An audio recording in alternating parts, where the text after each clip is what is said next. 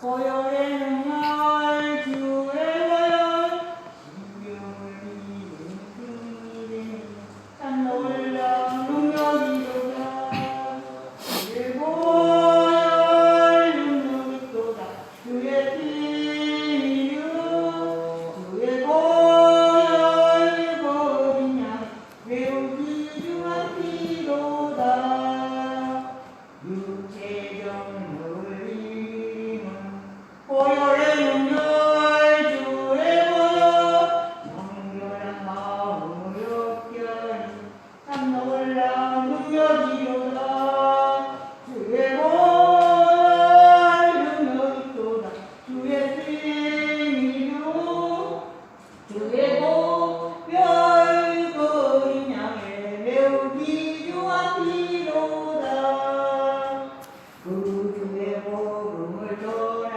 때모 고요의 능력 주의 고요 날마다 나에게 찬송 주니 참 놀라운 능력이로다 주의 고요할 능력이로다 주의 피로 주의 고요할 거린 양 매우 귀중한 피로다 아멘, 할렐루야.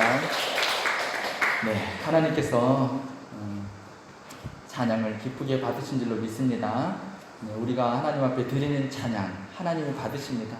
하나님은 우리의 마음과 중심을 보시잖아요. 그래서 어떤 환경에 있든지 간에 하나님 앞에 용기를 내어서 나와 하나님 앞에 찬양을 하면 그 마음을 주님이 받으시고, 찬양은 곡조 있는 기도라고 하잖아요. 하나님이 기쁘게 받으실 줄로 믿습니다. 기도로 준비하고 나오셔서 특송하고 이런 것들이 참 아름다운 성도의 모습인 것 같아요. 우리 모두 믿음으로 승리하시길 바랍니다. 여러 가지 뉴스들을 보면 마음이 어두워지죠. 그래도 우리가 감사의 마음을 가지고 보면 감사할 게 너무 많아요. 하나님이 우리와 함께 하신다는 그 하나만으로 얼마나 감사할 게 많은지요.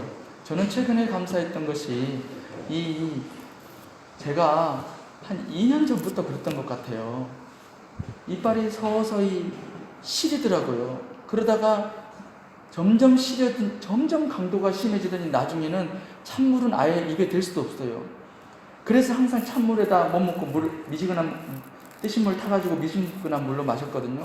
그냥 꼭꼭 삼키면 될 거 아니냐? 안 그래요. 아주 조금만 찬 기운이 들어가도 이빨이 시려서 먹을 수가 없어요. 뭐 어떻게 이래 살아야지 뭐 이제 올 게 왔나 보다 하고 그냥 살았죠. 그런데 며칠 전에 이게 드디어 이제 발광을 하더라고요. 아파가지고 잠을 못 자게 된 거예요. 야, 이제 올 게 왔다. 수명이 다 됐구나. 그게 오더라고요. 그래서 다음날 치과에 갔죠. 갔더니 나는 이빨이 썩은 줄 알았어요. 아, 이제 충치 꼭 이빨 썩어서 오는 통증. 그 치통이라고 그러죠. 그게 막 오더라고요. 아이고, 이빨이 뗄 때가 됐구나. 아이고, 그래서 돈 들어가겠다 싶어서 돈 찾아가지고 혹시 모르니까 한 20만 원 정도 찾아가지고 이제 갔어요. 갔는데 보더니 충치가 아닌데요. 그러는 거예요. 그럼 왜 그래요? 그러니까 글쎄 아마 치아 교정 때문에 그런가. 고개를 가우뚱하더니 많이 아프세요? 그래요. 그래서 많이 아파서 한 30분 정도 앓다가 잠이 들어서 잘 모르겠다고 합니다. 그래서 그러면 소염 진통제를 하루치 처방해 드리겠습니다 하고 약국에 가서 아무 치료도 안 하고 그냥 소염 진통제 3알 아침, 낮, 저녁만 받았어요. 아침에 하나 먹고 점심 때 하나 먹고 안 아픈 거예요. 그리고 하나는 안 아픈데 뭐하러 먹어요? 그런 거 진통제 많이 먹어서 좋을 거 없잖아요. 그거 내다 버리고. 그리고 지금까지 안 아파요. 어느 정도냐? 아주 차가운 물, 냉장고에서 막 꺼낸 물 마실 수 있어요. 하나도 안 시려요. 야, 찬물을 마시는 기분이 이런 거구나. 얼마나 기분 좋은지 찬물을 푹푹푹 마시는데 너무 좋아. 찬물을 마시지는 못했다니까요. 항상 미지근하게 타먹었어요. 찬 거를 근처에도 못 갔어요. 이빨이 시려서. 지금 냉장고에서 막 꺼내 얼음 둥둥 떠있는 물도 푹푹 마셔요. 이렇게 찬물 마시는 기분이 이런 거구나. 희한하더라고. 소염 진통제 2알 먹고 나도 어떻게 된 영문인지 모르겠어요. 2년 동안 이빨이 아렸는데 딱 없어졌어요. 모르겠어. 어떻게 되는 건가. 근데 아무튼 간에 신기한 일이다. 그래서 너무 감사하고 우리 삶 속에 감사의 마음을 가지고 보면은 모든 것이 감사할 게 너무나 많습니다. 불평의 마음을 가지고 보면은 인상 펼 날이 없어요. 인상이 펴질 날이 없어요. 항상 인상이 찌푸려져야 돼요. 제가 뭐 이렇게 조작하는 걸 좋아하잖아요. 방에 책상에 이제 뭐 설교 준비하고 그러면 프린트 같은 거 뽑아야 되니까 프린터가 있어야죠. 책상이 복잡해서 프린터가 조금 떨어져 있어요. 그러면 컴퓨터 작업하고 프린트를 출력하려면 꼭 일어나서 켜놓고 와서 해야 되는 게 번거롭더라고요. 그래서 항상 생각하기를 저거 뭐 그렇게 복잡한 것도 아닐 거고 저 안에 있는 그 전원 스위치만 띄워가지고 선 연결해서 여기다 갖다 놓으면 얼마나 편할까 그런 생각을 늘 하다가 그래 한번 해보자 하고 며칠 전에 제가 도전했어요. 뜯고 그것만 빼면 되겠다 싶어서 따다가 그 안에 있는 그 회로 칩이라고 그러잖아요. 뭐 반도체 있고 뭐 이상한 거 많이 있는 그거 메인보드 같은 거 그런 회로칩이라고 해요. 회로 그 메인보드 같은 거 전자제품 보면 막 복잡한 거 막 있잖아요. 그거를 뽀개버린 거예요. 탁 뛰면서 이게 뽀개져 버린 거예요. 아휴 멀쩡한 프린터 하나 박살냈구나. 아이고 이게 뽀개졌으니 이거는 이제 방법이 없다. 버려야지 뭐 어떡해. 아이고 기가 막히다 하다가 혹시 모르니까 버리지 말고 머리를 굴렸어. 이거 어떻게 하면 좋을까. 삼성전자 AS 가봤죠. 이거 오래돼서 이거 부품도 없을 것 같은데 혹시 모르니까 가보자 하고 가봤어요. 가봤더니 수리비가 얼마 나오냐고 그러니까 4만원 나온대. 4만원. 근데 딱 내가 무슨 말이냐면 아니 이거 케이스에 조금 깨진 거는 그냥 놔두고 프린트 출력하는데 아무 지장 없으니까 요거 회로 깨진 거 요것만 수리하면 어때요? 네 그랬어요. 그러니까 그러면 36,000원 나옵니다 그러더라고요. 그래서 또 머리가 딱 지가 떠오르는 거예요. 아니 잠깐만요. 그 수리는 내가 집에 가서 내가 할 테니까 이 회로만 이거 혹시 안 파나요? 이것만 팔 수 없나요? 네 그랬어요. 그랬더니 사람이 딱 보더니 예 잠깐만요 하더니 뭐라고 하냐면 9,000원입니다 그러더라고요.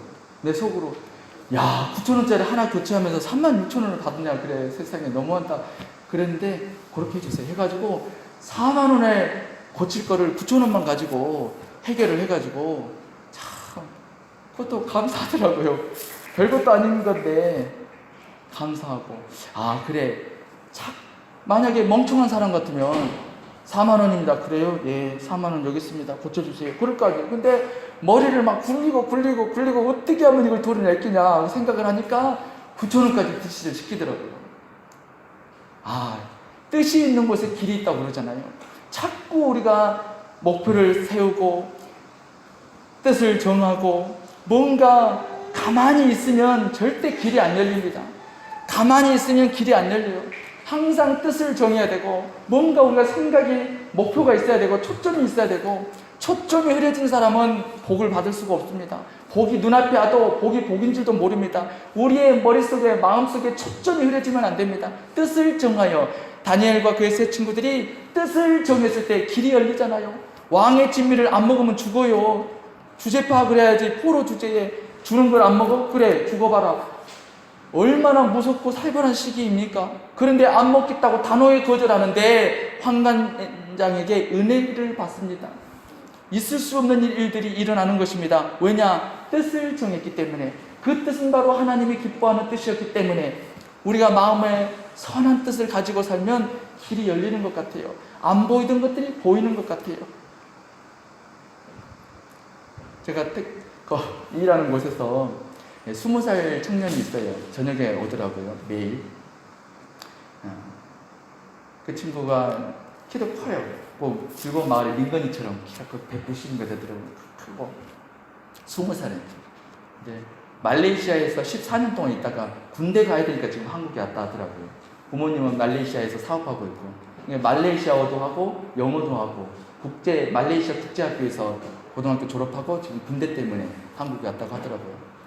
왜 택배 일을 왜 하냐고 물어봤죠. 그랬더니 군대 가기 전 내년에 군대를 가는데 군대 가기 전까지 택배 알바해서 돈을 좀 모았다가 또 군대 가면은 군 적금이라고 요즘 군인들 월급 많이 받더라고요. 그걸 적금을 넣으면 뭐 얘기 들어보니까 뭐 복리가 붙는데요. 그래서 상당히 이자를 많이 준다더라고요. 그러니까 둘이 합쳐가지고 호주에 유학을 가려고 그러면 부모님께 조금 걱정을 덜어드리는 거 아니냐 그 얘기를 하는 거예요. 생각이 반듯하잖아요. 나 딱 보니까 분명코 예수 믿는 사람이에요. 이름이 도훈이거든요. 도훈아, 너 교회 다니지? 그랬어요. 그러니까 어떻게 하세요? 그러더라고요. 예수 믿는 사람들은 표시가 나. 내가 그랬거든요. 그 이제 사람들이 잠깐 쉬는 시간에 이제 앉아서 얘기를 하는데 부동산 얘기를 하더라고요. 어디 쪽에 땅을 사면 참 괜찮을 것 같다. 그쪽은 이제 죽었어. 이제 이쪽을 사야 돼. 막 땅 얘기를 막 하더라고요. 그러더니 저쪽 약간 떨어진 곳에서 근데 이쪽에 이제 도훈이가 있고 내가 여기 앉아 있었는데 걔가 하는 말이 혼잣말로 땅을 사려면 말레이시아에 사야지. 말레이시아 땅이 얼마나 싼데. 그러더라고요. 그래서 내가 도훈아, 말레이시아 그 한국 사람이 땅 살 수 있냐? 그러니까 그 땅 사는 방법이 있어요. 있다고 하더라고요. 뭐 이렇게 얘기를 하더라고요. 그래서 내가 그랬어요. 야, 내가 보니까 너는 나이가 20살이거든요. 네 나이대에 비해서 너는 상당히 앞서가고 있다. 벌써 생각이 세계적이잖아. 세계화가 됐잖아. 세계의 물을 먹었잖아. 그러면서 야, 너는 부모 잘 만난 덕인 줄 알아라. 부모님께 감사하다고 전화드려. 내가 이제 웃으면서 그랬거든요. 이 세상은 친절한 것 같지만 친절하지 않은 것 같아요. 그게 무슨 말이냐면 내가 가만히 생각해 보니까 그래요. 가만히 있으면요, 누군가가 와가지고 이렇게 해서 이렇게 하면 복된 길이 열린다고 얘기해 줄 것 같아요? 얘기 안 해줘요. 내가 혼자 생각해 본 거 그런 것 같아요. 절대로 가만히 있으면요, 그런 거 없어요. 친절한 것 같지만 친절하지 않아요. 자기가 발품을 팔고 자기가 부딪혀보고 이리도 가보고 저리도 해보고 이것도 해보고 부딪혀서 수고하고 고생하고 노력해야지 이렇게 하면 되겠구나. 이게 길이 보이고 이렇게 하면 되겠구나. 방법이 보이고 그런 것들이 알게 되고 그런 것 같아요. 그래서 뜻을 정하고 사는 것, 초점이 흐려지지 말아야겠구나.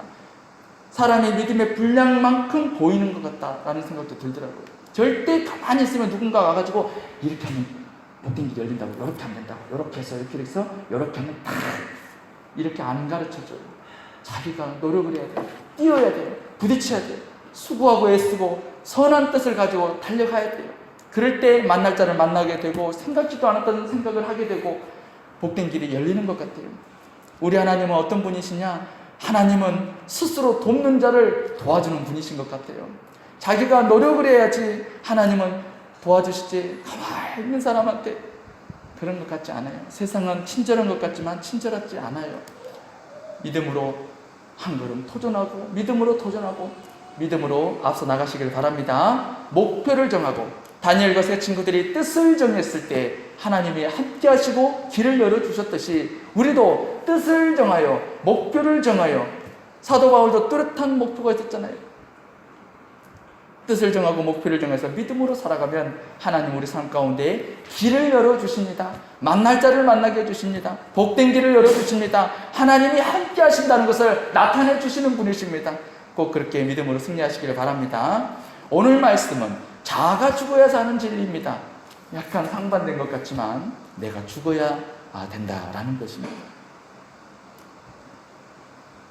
구원에는 여러 가지가 있죠. 죄로부터 구원이 있고 구원이라는 것은 이제 물에서 건진받았다라는 문자적인 뜻이 있지만은 성경적으로 보면은 죄와 사망에서 건진받았다라는 것, 지옥에서 천국으로 그런가 하면은 또 가난에서의 구원도 있고 질병으로부터의 구원도 있고 오늘 제가 하고 싶은 말씀은 자아로부터의 구원입니다. 내 자아로부터. 존 맥스웰이라는 목사님께서 계셨습니다. 사역을 하는데 그렇게 방해하는 자가 있을 때요. 하는 것마다 방해요. 하는 것마다. 아주 너무 힘들고 짜증, 너무 괴로워. 뭔가 하려고 하면 방해를 하는 거예요. 참았죠. 참는 게 문제가 돼요. 절대 참는 거 아닙니다. 풀어야 돼요. 풀어야 되는 거예요. 참으면 언젠가는 어떤 모양으로든 표출이 됩니다. 이게 부정적으로 표출되는 경우가 굉장히 많아요. 그래서 삶에 큰 마이너스가 되어버려요. 참는 게 아니고 풀어야 됩니다. 은혜로 풀어야 됩니다. 기도로 풀어야 됩니다. 참다. 하루는 자기를 그렇게 방해하던 사람이 앞에 지나가더래요. 폭발한 거예요. 도저히 안 되겠다. 내가 목사지만 이건 아니다 하고 가서 멱살을 잡았대요. 왜 내 하는 것마다 방해를 하냐고. 왜 그러냐고. 한번 폭발하기 시작하니 감당을 못 하겠는 거 막. 왜 그러냐고 막 그냥 막 힘들어 된 거예요. 막. 이 사람이 이러고 있다가 고개를 쫙 드는데 깜짝 놀랐어요. 그 사람 얼굴이 자기 자신이더래요. 네, 꿈을 꾼 거예요. 꿈 속에서 그 방해하는 사람 막 그냥 멱살을 휘어잡고 막 흔들었더니 그 사람이 고개를 드는데 자기들이에요. 그리고 깨달았대. 나의 사역을 방해하는 것은 결국 내 자신이었구나. 내 자아가 나의 사역을 방해했던 것이구나 깨달았다고 하더라고요. 오늘 말씀에 요한복음 12장에 보면은 하나를 밀 땅에 떨어져서 죽지 아니하면 하나의 그대로 있답니다. 그러나 죽으면 많은 열매를 맺는다고 말씀하셨습니다. 죽는다는 것은 예수 안에 거하는 것입니다. 예수님 말씀하셨죠. 너희가 내 안에 거하고 내 말이 너희 안에 거하면 무엇이든지 구하라고요. 가지가 포도나무에 붙어있지 않으면 버려져 죽을 수밖에 없지만은 가지가 포도나무에 붙어있으면 자동으로 그냥 풍성한 열매를 맺는다는 거예요. 씨앗이 땅에 떨어져서 죽으면 많은 열매를 맺지만 죽지 않으면 하나의 그대로 있다고 말하고 있습니다. 더 나아가서 자기 생명을 사랑하는 자는 죽는다고 말하고 있어요. 그러나 자기 생명을 미워하는 자는 영생하도록 보존한다고 말하고 있는 것입니다. 그래서 결국 자기 자아가 나의 사역을 방해한다는 것을 그가 깨달았다고 합니다. 누군가가 나에게 어려움을 주고 누군가에게 자꾸 힘든 문제를 안겨줄 때에 나에게 문제가 있다는 걸 알고 내가 변화되면 더 이상 그런 일은 없는 것입니다. 내가 내 속에 있는 못된 습성과 쓴뿌리를 죽이면 더 이상 그런 것들이 나를 괴롭힐 수 없고 방해할 수가 없는 것입니다. 여러분, 하나님의 귀한 사역자로 쓰임받기 위해서는 결국 자아가 죽어야 되는 것입니다. 내가 죽지 못했을 때 문제를 일으키고 내가 죽지 못했을 때 언젠가는 그것이 나의 삶에 큰 어려움을 당케 만든다는 것입니다. 꼭 자기 자신과의 싸움에서 여러분 우리 모두 승리하시기를 바랍니다. 그럼 어떻게 해야 내 자신을 죽일 것인가? 어떤 집사님이 꿈을 꿨어요. 꿈을 꾸는데 저쪽에서 큰 대검, 칼이 있잖아요. 큰 칼이 쫙 날아오더래요. 쫙 날아오더니 자기 그냥 심장을 팍 찌르더래요. 가지고 꿈속에서 집사님이 그 칼에 맞아가지고 피를 철철 흘리면서 죽어가다가 꿈에서 깼대요. 아이고, 내가 만화 영화를 너무 많이 봤나 보다. 공상과학 영화를 너무 많이 봐서 꿈을 꿔도 왜 이상한 꿈을 꾸나. 그리고 주일날 예배드리러 갔는데 목사님 설교에 하나님의 말씀은 칼입니다. 말씀으로 자기를 찔러서 죽어야 되는 것입니다. 자아를 죽여야 되는 겁니다. 라고 설교를 하더라는 거예요. 그래서 그 꿈이 만화 영화 많이 봐서 본 꿈인 게 아니고 하나님이 주신 어떤 꿈인가 보다. 그래, 말씀의 칼로 나의 못된 습성을 죽이는 것이구나 라고 깨달았답니다. 그렇습니다. 히브리서 말씀하시잖아요. 하나님의 말씀은 살아있고 운동력이 있어서 좌우의 날에선 검과 같다고 말씀하십니다. 그 하나님의 말씀으로 우리의 못된 습성을 죽이는 것입니다. 칼에 베이면 아파요, 안 아파요? 아파요. 그래서 하나님의 말씀이 때로는 아파요. 하나님의 말씀이 아프다는 건 그래도 깨달았다는 거예요. 그 좋은 증상이에요. 하나님의 말씀을 들어도 아파도 아픈 줄도 모르고, 때려도 아픈 줄도 모르고, 맞아도 아픈 줄도 모르고, 그게 더 안 좋은 거예요. 사실은 버림받은 거예요. 아프다는 것은 그래도 깨달았다는 것이죠. 하나님의 말씀을 들었을 때 우리가 깨달으면 두 가지 증상으로 나오는 것 같아요. 기쁨과 즐거움으로, 영혼의 평안으로, 소망으로, 위로로. 두 번째는 아파. 내 죄가 깨달아지면서 아파. 나의 잘못된 삶이 돌이켜 생각해보니 내가 잘못 살았구나. 아파. 그래서 아프다는 것은 좋은 증상입니다. 치료하고 있다는 거예요. 하나님의 말씀은 칼입니다. 우리에게 위로와 소망도 주시지만 잘못된 습성을 가감히 베어버리기 때문에 아프기도 합니다. 그러나 그 아픈 말씀을 잘 받아들이면 우리에게 복이 되고 우리 자아를 내 못된 습성, 내 힘으로는 어찌할 수 없는 것들을 없앨 수 있는 힘이 되는 것입니다. 하나님의 말씀의 검으로 우리의 못된 자아를 깨뜨리시기를 바랍니다. 그런가 하면 하나님은 말씀으로 우리에게 말씀하시기도 하지만 우리 주위에 있는 인생의 스승들을 통하여 우리에게도 말씀하시는 것입니다. 전도서 12장에 보니까 지혜자들의 입에서 나오는 말씀들은 찌르는 채찍 같다고 그랬습니다. 온 회중의 스승들의 입에서 나오는 말씀도 잘 박힌 목과 같으니 다 한 곳으로부터 나왔다고 말하고 있습니다. 야, 전도서 12장에 그런 말씀도 있더라고요. 지혜자들의 입에서 나오는 말씀, 스승들의 입에서 나오는 말씀은 찌르는 채찍 같고 잘 박힌 목과 같아서 한 목자 하나님께서 주시는 것이래요. 그것도. 그래서 하나님은 말씀을 통해서도 우리에게 말씀하시지만 우리 앞에 세워놓은 지도자를 통하여 인생 선배 스승을 통하여서도 우리에게 말씀을 하시는데 어떻게 말씀하시느냐? 찌르는 채찍과 같이 말씀하시기도 하고 잘 박힌 목과 같이 우리에게도 말씀하시는 것입니다. 그걸 통해서도 우리의 못된 습성과 쓴뿌리를 깨뜨리시는 것입니다. 그래서 우리가 마음의 문을 열고 겸손한 마음으로 그 주의 종들의 입에서 나오는 말씀들을 잘 들으면 복이 되는 줄로 믿습니다. 같이 일하는 그 목사님이 그러더라고요. 하루는 성도님들하고 열심히 이렇게 같이 사역을 하는데 그 담임 목사님이 부르더래요.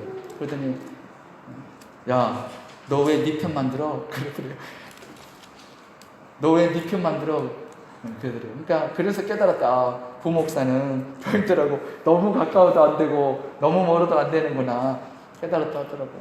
그냥 편안하게 교제한 건데 담임 목사님은 그게 좋지 않게 보이나 봐요. 왜 네 편을 만드냐고, 왜 편가르냐고 이렇게 한마디를 하더래요. 그럴 때 목사님 억울합니다. 그런 거 아닙니다. 라고 말대꾸할 수도 있잖아요. 근데 네 그렇게 그런 억울한 소리도 부목사 하다 보면 너무 많이 듣는다고 그런 얘기도 하더라고요. 인생의 스승들을 통하여 선배들을 통하여 찌르는 채찍과 같이 잘 박힌 목과 같이 우리에게 말씀하실 때 그걸 통해서도 하나님은 우리의 못된 습성과 자아를 깨뜨리는 것이니 마음을 열고 아멘하고 잘 받아들이면 우리가 속성가로 빨리 성장할 수 있는 복된 길이 열릴 수 있을 줄로 믿습니다. 두 번째로 우리가 자아를 깨뜨리기 위해서는 뭐니 해도 기도를 빼놓을 수 있겠습니까? 아무리 강조해도 지나치지 않는 게 기도 아니겠습니까? 기도하는 것입니다. 우리가 기도함으로 하나님의 축복을 땡기기도 합니다. 기도함으로 하나님의 능력을 땡기기도 하는 것입니다. 기도함으로 오던 비도 멈추게 할 수 있는 거예요. 기도할 때 엘리야가 기도하니까 안 오던 비가 오기도 하는 거예요. 그런 게 기도지요. 그런데 그런 것만이 아닙니다. 기도는 하나님의 능력을 나한테 땡기는 것이기도 하지만 내가 하나님께 가까이 가는 것입니다. 기도를 통해 내가 하나님께 가까이 가는 것입니다. 그런 거로 기도는 결국 나를 죽이는 것입니다. 기도로 무언가 성취하는 기도는 무언가 성취하는 것이다. 그것도 뭐 틀린 말은 아니지만 그것보다는 기도는 나를 죽이는 것입니다. 나를 죽이고 내가 하나님께 가까이 나아가는 것입니다. 하나님의 은혜 가운데 깊이 들어가는 것입니다. 하나님 품 안에 들어가는 것입니다. 기도를 통해서. 겟세마네 동산에서 예수님과 제자들이 함께 있었습니다. 절체절명의 순간이었습니다. 죽느냐 사느냐 절체절명의 마지막 순간이었습니다. 예수님은 기도하셨고 제자들은 주무셨습니다. 예수님은 기도했고 제자들은 기도 안 하고 잤습니다. 어떻게 됐습니까? 예수님은 십자가에 달려 돌아가셨고 제자들은 십자가 안 지고 살았습니다. 기도했던 예수님은 죽었고 기도 안 하고 자빠져 잤던 제자들은 살았습니다. 그런 겁니다. 우리가 기도하면 자아가 죽는 것이고 기도 안 하면 자아가 사는 것입니다. 예수님이 기도했던 예수님은 죽고 기도 안 했던 제자들은 살았다니까요. 기도 안 하면 자아가 살아버려요. 왕성해져 버려요. 혈기가 살아요. 왕성해져요. 기세등등해져 버려요. 오만방자예요. 거만해져 버려요. 기도 안 했다는 뜻이에요. 근데 기도하면 벼는 익을수록 고개를 숙인다. 하나님의 깊은 곳에 들어가면 들어갈수록 점점 무르익을수록 고개를 숙이잖아요. 무르익을수록 고개를 숙이듯이 은혜 가운데 깊이 들어갈수록 겸손해지고 자아가 죽어지는 것입니다. 자아를 죽이기 위해서 내 안에 있는 못된 습성, 혈기, 시기, 질투, 또 뭐가 있을까요? 못된 습성들 많지 않습니까? 그런 것들을 죽이는 것은 사람의 힘으로는 불가능한 것입니다. 내 의지로는 안 되는 것입니다. 하나님이 도와주셔야 됩니다. 기도해야 되는 것입니다. 그럴 때 말씀으로 나를 도와주십니다. 그리고 성령의 충만을 받아야 하는 것입니다. 성령의 열매는 무엇입니까? 사랑과 희락과 화평과 오래 참음과 자비와 양성과 충성과 온유와 절제라고 했습니다. 우리가 성령에 충만해지면 이러한 성품들이 우리 안에서 자라나기 시작해요. 열매를 맺기 시작해요. 점점 세력을 얻어요. 그러면 못된 습성들이 자리를 잡지를 못하지. 그렇죠. 이치적으로 그렇잖아요. 사랑이 있고 희락이 있고 화평, 오래참, 자비, 양성, 선한 성품들이 막 우리 심령 속에서 성령 충만함으로 자라나기 시작하면 어디 감히 시기, 질투, 미움, 다툼 이런 것들이 자리를 잡겠어요. 있을 수가 없지요. 그래서 우리가 항상 성령의 충만을 받아야 되는 것입니다. 너희가 육신대로 살면 반드시 죽을 것이로되 그러나 성령으로 살면 우리가 하나님의 은혜 가운데 살아갈 수가 있는 것입니다. 나의 못된 자아를 죽일 수가 있는 것입니다. 그래서 성령의 충만을 받아야 될 줄로 믿습니다. 우리 몸 안에 암세포라는 것들이 잘 모르겠습니다. 내가 어디서 들은 것 같긴 한데 이게 자꾸 누구는 있대요. 어디서 들은 것 같아. 그런데 이것들이 있다가 소멸되는 거래요. 우리가 면역력이 있으니까. 그런데 이제 면역력이 약해졌을 때 이것들이 자리를 잡기 시작한다. 그리고 커지면 그게 이제 암세포가 된다고. 어디서 그래 들은 것 같아요. 마찬가지입니다. 우리 안에 성령의 충만함으로 선한 성품들이 자리를 잡기 시작하면 영적인 면역력이 생겨서 악한 것들이 침투하지를 못해요. 자라지를 못해요. 그러나 우리가 영적인 면역력이 약해졌을 때 성령의 충만함을 소멸해버렸고 은혜를 소멸해버렸고 스트레스, 짜증, 감사하지 못하고 비교하고 원망하고 그러면 이제 영적인 암세포가 자라기에 딱 좋은 환경이 되는 거예요. 그게 이제 가시가 돼가지고 탁 자리 잡고 자라나기 시작하면 쓴뿌리가 생겨서 누구를 찌른다든지 문제를 일으킨다든지 이간질 시킨다든지 교만방자해서 자기 삶을 망치게 되는 것이죠. 그래서 우리가 성령의 충만함을 항상 기도함으로 유지하시길 바랍니다. 그 다음에 우리는 하나님의 얼굴을 바라보아야 됩니다. 항상 하나님께 가까이 나아가야 됩니다. 사도 바울의 영성은 엄청난 영성이었습니다. 우리가 어떻게 그 깊은 영성을 따라갈 수가 있겠습니까? 그런데 그분이 뭐라고 했느냐? 나는 죄인 중에 죄인이래요. 나는 날마다 죽는데요. 사도 바울이 한 얘기예요. 그렇게 깊은 영성을 소유했던 하나님의 종 사도 바울이 만날 죄인이래요. 만날 나는 죽는데요. 왜 그랬을까요? 누구보다도 하나님께 가까이 갔기 때문에 누구보다도 자기 자신을 더 죄인이라고 고백할 수 있었던 것입니다.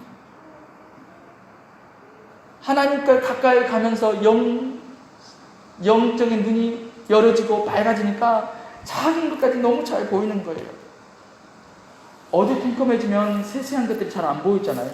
근데 환해지면 세세한 것들이 보이잖아요.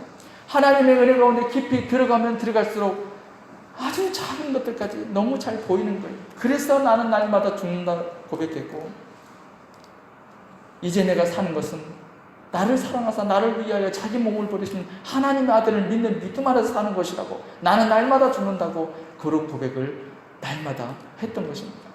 그래서 우리가 어떻게 해야 자기 자아를 깨뜨리고 자기 자아를 죽일 수가 있는 것인가? 하나님께 가까이 나아가야 되는 것입니다. 하나님께 어떻게 가까이 나아갈까요? 기도하면서 가까이 나아가야 됩니다. 그리고 성령의 충만함을 받아야 됩니다. 주님의 말씀을 들어야 됩니다.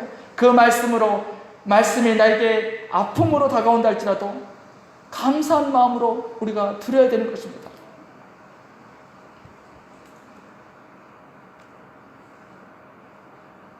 다윗이 죽을 때 그렇게 고백하잖아요.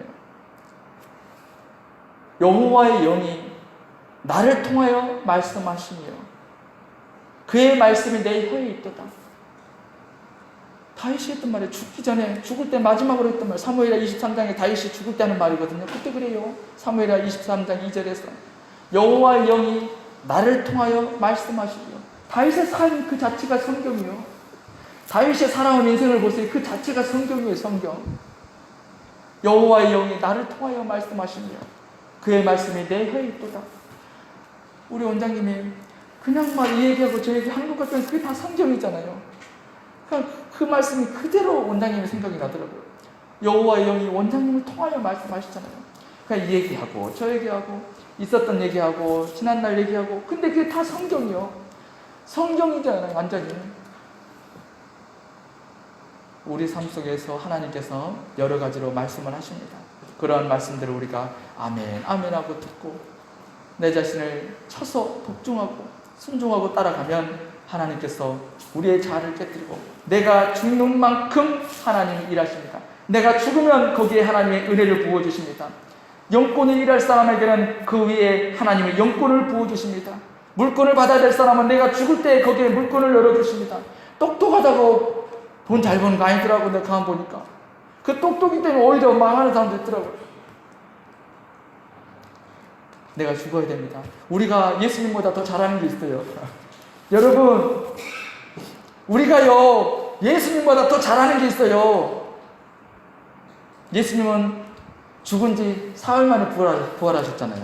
근데 우리는 죽은 지 하루 만에 부활해버려요. 하루도 안 돼서 부활해버려요. 내가 일하다 어떤 분이 그러더라고. 아유, 내가 저것 때문에 죽었던 성격이 또 살아나네. 누군가가 그러더라고요. 그래서 내가 우스갯소리로, 그러면 죽은 게 아니지, 잠자고 있었던 것이지요. 네, 그랬거든요. 예수님은 죽은 지 3일 만에 부활하셨죠. 근데 우리는 성질나면 하루 만에도 부활해버려요. 몇 시간도 안 돼서 나 죽었어 해놓고 또 살아나버려요. 어째 이렇게 부활이 잘 되는지. 선한 부활이 아니고 죽었던 성격이 막 벌떡벌떡 일어나버려. 누가 건들기만 하면 나 죽었어 해놓고는 벌떡 일어나버려. 언제 죽었냐 이거요. 죽은 게 아니지. 누워 있었던 거지 그거는. 우리가 예수님보다 그건 아니죠. 내가 죽어야, 하나님은 물권 받아 일할 사람은 죽어야, 교만하지 말고 죽어야 물권을 주시더라고요.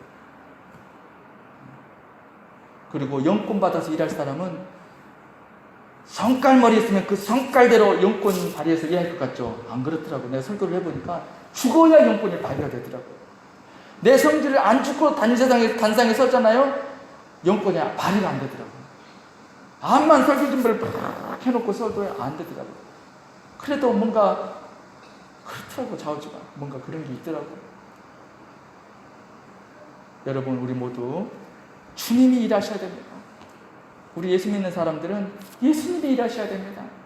예수님이 언제 일하실까요? 내가 죽어야 주님이 일을 하십니다.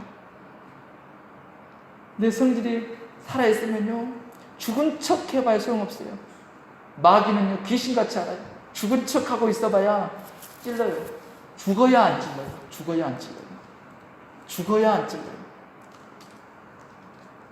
우리 모두 꼭 승리해서 영권 받을 사람 영권 받고, 물권 받을 사람 물권 받고, 그래서 하나님 각자의 위치에서 사명을 잘 감당하시는 우리 모두가 되시기를 바랍니다. 기도하겠습니다. 살아계신 하나님 아버지, 감사합니다. 연약하고 부족합니다.